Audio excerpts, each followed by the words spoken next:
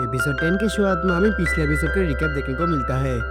कैसे सब लोग डेनिस भी सब लोग मिलकर काउंटर अटैक की तैयारी कर रहे हैं। और अब सीन प्रेजेंट पर जीन एक शायद देकर बोलती है, मुझे विश्वास नहीं हो रहा, मेरे एडोप्शन इतने सालों के बाद मिलने के बाद मुझसे ये पूछ रहा है। इस तरह परेशान होकर बोलता है, मैंने भी कभी नहीं सोचा चीजें इतना ज्यादा बुरा हो जाएंगे। जीन बोलते हैं, तुम हमेशा से जल्दी गिव अप कर देते थे, नहीं तुम जितना ताकतवर या फिर ट्रेनिंग कर लो लोगों को मदद करने के लिए, पर आखिरकार जब तुम्हारी जरूरत होती है तुम गिव अप कर देते हो अपने आप को बचाने के लिए। पर इस बार तू क्या हुआ है? कैनिस बोलता है, ये बात तो ऑब्वियस है, ये उन लोगों के लिए जो लोग मुझे भरोसा कर रहे हैं। मेरा कुकिंग, मेरा रेस्टोरेंट, पर ऐसे लोग हैं जो लोग मेरे खाने को खाना पसंद करते हैं। मैं इस बार पीछे हट नहीं सकता। जीन तो हंसकर बोलती है, तुम कभी भी नहीं बदलोगे। जीन बोलते हैं, ठीक है मैं तुम्हारी कम कर दूंगी, पर तुम्हें भी ना काम करना पड़ेगा। तो उसके बारे में पूछता है, मैंने तुम्हें सब कुछ दिया है, मैंने तुम्हें सर्वाइव करना सिखाया है, मैंने शायद शेफ सिक्स सिखाया है, सच बता तो मैंने तुम्हें सब कुछ दिया है। डेनिस बोलता है, हाँ मैं उसके लिए ग्रेटफुल हूँ। दिया है सिवाय एक चीज की। डेनिस बोलता है, वो क्या है? जीन बोलती है, वो आखिरी हिंट जो तुम्हें लेवल 100 तक पहुंचने में मदद करेगा। हिंट देने के बाद डेनिस बाहर आता है और बोलता है, अगर ऐसा एक हिंट मुझे उस पर पहुंचा पाता लेवल 100 पर, तो शायद मैं ऐसा स्ट्रगल नहीं कर रहा होता। और डेनिस चला जाता है। जीन डेनिस को देख रही होती है। इसको नेक्स्ट सीन में डेनिस हैजिमुथ को उनके लिए इन ठीक कर देने के लिए थैंक्स करता है। हैजिमुथ हेड शेफ जीन के कोई नोट देती है डेनिस को, जिसके अंदर डेनिस से पूछे हुए डिटेल्स थे। डेनिस बोलता है, इससे हमारी सारी प्रिपरेशन कंप्लीट हो जाता है। और डेनिस सबको बुलाकर बोलता है, अब ये करने का वक्त आ गया। और सब लोग बहुत ज़्यादा जोश में थे।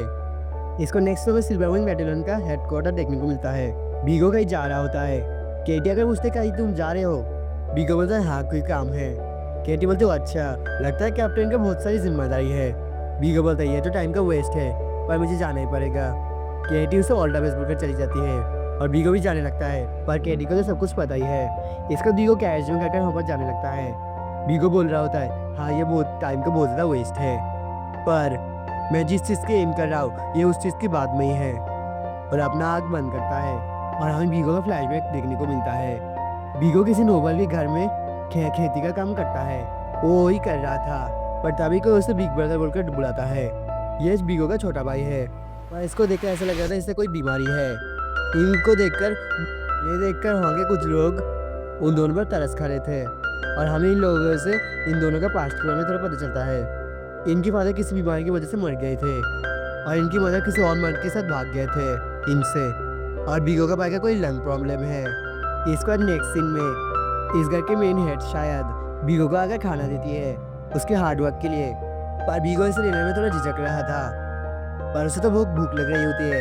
ये नोबल लेडी बोलती है, तुम हमेशा अपने खाना अपने छोटे भाई को दे देते हो ना, खुद अच्छे से कुछ नहीं खाते हो ना।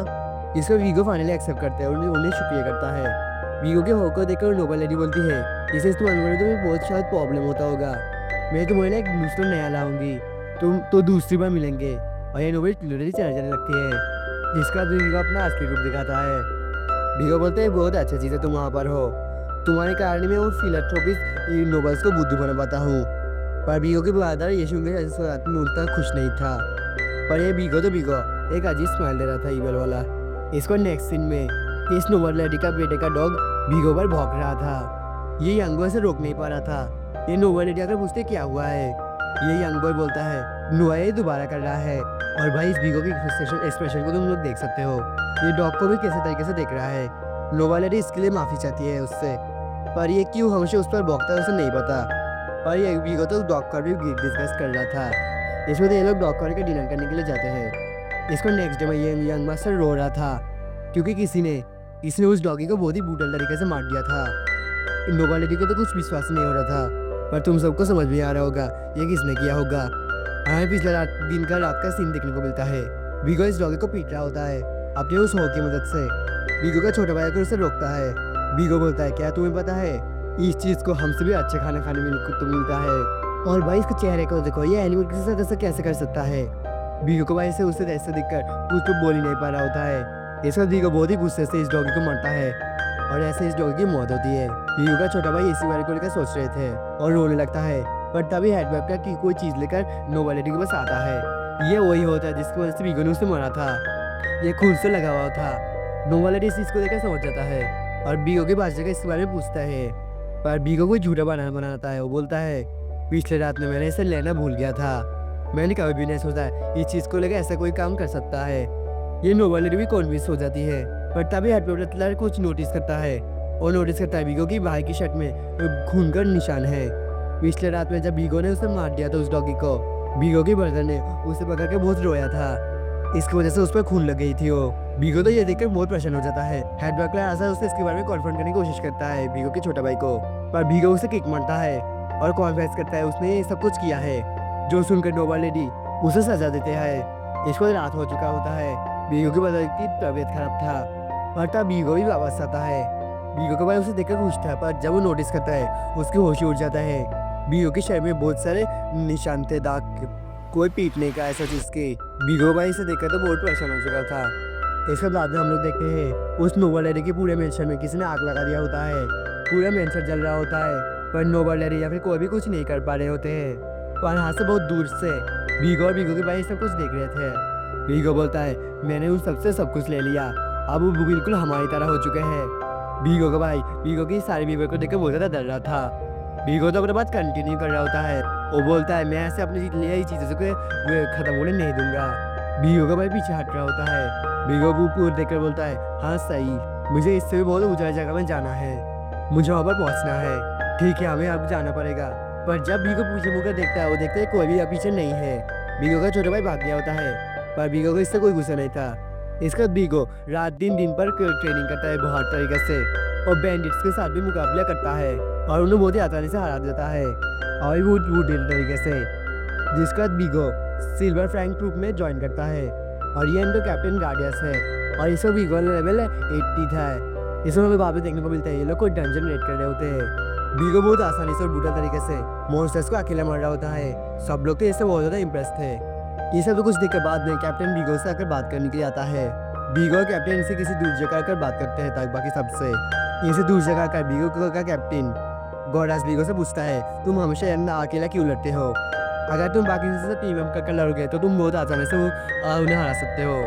बीगो बोलता है आसानी से जिसका कोई भी फायदा नहीं है। गॉडास बोलता है तो अच्छा तुम लेवल 100 तक पहुँचने के लिए एम कर रहे हो। पर बीगो मुझे तुम्हें एक बात बोलने के लिए दो, पार्टीज तुम्हारे लेवल इंक्रीज करने की चीज़ नहीं है। पर बीगो अपना वही डिबल इस्तेमाल देता है। बीगो का कैप्टन जब पीछे जब उनका नोटिस करता है वो देखता है बहुत ही बड़ा ड्रैगन आ चुका है, ये क्रेप ड्रैगन है। गॉडास बोलता है लगता है हम लोग क्रेप ड्रैगन के टेरिटरी में आ चुके हैं, पर ये टीमी चीज़ है तो डरने की कोई ज़रूरत नहीं है, तुम्हें इससे अटैक नहीं करना। पर ये बीगो एपिसोड 1 में इसने डेनिस के साथ जो किया था इस बार भी ये बिल्कुल यही करता है। ये बीगो ड्रैगन में अटैक कर देता है जिससे ड्रैगन बहुत ज़्यादा वायलेंट हो जाता है। ये सब कुछ समझकर कैप्टन गॉडास बीगो से इसके बारे में पूछता है, पर जब वो पीछे ऊपर नोटिस करता है पीछे कोई भी नहीं था, बीगो से चला गया था। और क्योंकि अकेला होने के कारण इस ड्रैगन के अंत सिल्वर ट्रूप फैन का लीडर गॉडास की डेथ हो जाती है। उनकी पार्टी में ये सब कुछ लेकर मौन कर रहे थे। इसमें सब लोग की रिक्वेस्ट के बाद बीगो इस पार्टी का कैप्टन बन जाता है। बीगो के कैप्टन बनने के कुछ वक्त बाद इस पार्टी के मेंबर्स पार्टी छोड़कर चले जा रहे थे। एक बंदे उन्हें रोककर पूछते हैं ये सब क्यों? वो बंदा बोलते हैं हम लोग और कैप्टन बीगो की ऑर्डर्स नहीं ले सकते, हम लोग एडवेंचर्स है, हमें नोबल से रॉयल्टी की क्या ज़रूरत है। और ऐसे बहुत कारण बहुत से सब लोग चले जाते हैं और ऐसे करके सारे OG पार्टी मेंबर्स पार्टी छोड़कर चले गए थे। जिसके बाद बीगो पार्टी मेंबर्स को इंक्लूड करने लगता है। जिसके बाद 5 में जाकर बीगो केडी को रिक्रूट करने आता है और इनके किस कॉर्पोरेशन से इस पार्टी का नया नाम सिल्वर विंग बैटलियन होता है, जिसको फाइनल केडी को भी रिक्रूट करती है। इसका सीन प्रेजेंट पर आता है। कोचमैन बिया को जगाता है बीगो को नींद से, जिसको जगह पर पहुंचने के बाद बीगो उस जगह पर एंटर करता है जहाँ पर सब लोग थे। ये सारे का तो एक जगह पर इकट्ठा हुए होते हैं। ये जोसेफ बोलता है मुझे मुझे पता है, उस लोग सोचते हैं उसने मुझे गधा बना दिया, मेरी गधी नहीं, ब्ला ब्ला ब्ला ब्ला। ये सब लोग ऐसे कुछ उल्टा सीधा बात बोल रहे थे। खैर चंगे कुछ ब्ला ब्ला के बाद ये बीगो बोलता है पर डरो मत, अगर तुम एसबी हो जाओगे तुम जेल में जाओगे, क्योंकि आखिरकार हमारे पास रॉयल कोर्ट के सबसे हाई रैंक के जज है। और उनके ऐसे कुछ बात चल रहे होते हैं। इसके बाद ये जोसेफ कुछ टेरिबल तरीके से बोलता है जब मुझे ताकत इस पूरे किंगडम पर चलाना है शैडोज तक भी और उसे कंट्रोल करना है इस किंगडम को, मेरे पास मिलिट्री रॉ और नोबल्स भी मेरे साथ है। ये किंग एंड रॉयल फैमिली मेरे सामने टिक भी नहीं पाएगा। सच बताओ तो मैं डेनिस के पास शुक्रिया गुजार हूँ, क्योंकि आखिरकार उसके कारण हम लोग सब लोग यहाँ पर एक साथ मिल पाए हैं। पर तभी एक वेटर आता है एंड इट्स आवर बीविया। ये बोलता तुम बिना परमिशन के हमें क्यों घुसे? जोसेफ बोलता ये सब ठीक है। ये वेटर का बोलते हैं लार्ज शेफ ने लास्ट ट्रिप प्रेजेंट करने भूल गया था, बॉय जल्दी से खाना सर्व कर जावा से। और वेटर उस सर्व करता है जो कि होता है फ्राइड राइस। लोग को ये देखकर घिन आ जाती है। वेटर बोलता है ये शेफ का स्पेशलिटी है, हमने से सबसे फाइनेस्ट क्रैब्स। बार्गर बोलता है हाँ ठीक है जाओ जाओ वापस। पर जोसेफ उसे रोकता है। वेटर बोलता है क्या कुछ हुआ है माय लॉर्ड? जोसेफ बोलता है ये तो बहुत ज़्यादा स्वादिष्ट है। वीगो बोलता है लॉर्ड जोसेफ। जोसेफ बोलता है तुम्हें भी ये ट्राई करना चाहिए। मैंने हमेशा से सोचा है फ्राइड राइस तो कॉमन से खाना है, पर ये तो बहुत ज़्यादा स्वादिष्ट है। यहाँ पर बोलता है हाँ ये ठीक बोल रहे हैं, और सब लोग एग्री करते हैं। जोसेफ वेटर को और ज़्यादा लाने के लिए बोलता है और शेफ को भी लाने के लिए, वो उससे काम में रखेगा। वेटर बोलता है जैसा आप चाहे, और चला जाता है। जोसेफ बोलते हैं मैं इम्प्रेस हूँ, कोई शेफ ऐसा इतना ज़्यादा डिलीशियस खाना बना सकता है। बीगो मन में सोचता है ये जोसेफ भले ही सबसे पावरफुल मेज फैमिली का हेड हो, पर ये एक स्कीमर है। प्रीवियस बहुत ही पावरफुल मेज थे और साथ में सब लोग उन्हें रिस्पेक्ट भी करता था, पर इस गधे को तो एक सही से स्पेल्स भी नहीं आता बेसिकली, और वह अपना अथॉरिटी चलाता रखता है सब जगह पे। ये हॉपर भी कुछ अलग नहीं है, ये तो यूजफुल होगा, पर ये मेरे राइट हैंड मैन नहीं बन सकता। और ये बूढ़ा जज तो बस अपने लिए लग्जरी चाहता है। आखिरकार मुझे ग्लोरी पाने में ये तो मदद करेंगे। जब उनकी जरूरत खत्म हो जाएगा मैं इन्हें खत्म कर दूंगा। मैं इस किंगडम के हीरो बनूंगा जो इस करप्ट काउंटर्स को बचाएगा, और रॉयल फैमिली को ट्रस्ट गेन करूंगा। इसके बाद रॉयल गार्ड का कैप्टन बनूंगा, और आखिरकार मुझे एक नोबल टाइटल मिलेगा। अरे बीगो एक दिन इस किंगडम की किंग को भी हरा कर उसका जगह ले लेगा, पर नहीं, बाद में ये चिंकर स्विच करके बोलता है सारे नेबरिंग कंट्रीज को मैं रूल करूंगा। और भाई इसके सपने को देखकर तो ऐसा लग रहा है ये तो केटी को अपना रानी बनाना चाह रहा है। भाई बेचारे केटी को तो ये बुरा नजर लगा दे रहा है। बेचारे केटी के लिए एक लाइक कर देना। और यही इस बीगो का सपना है।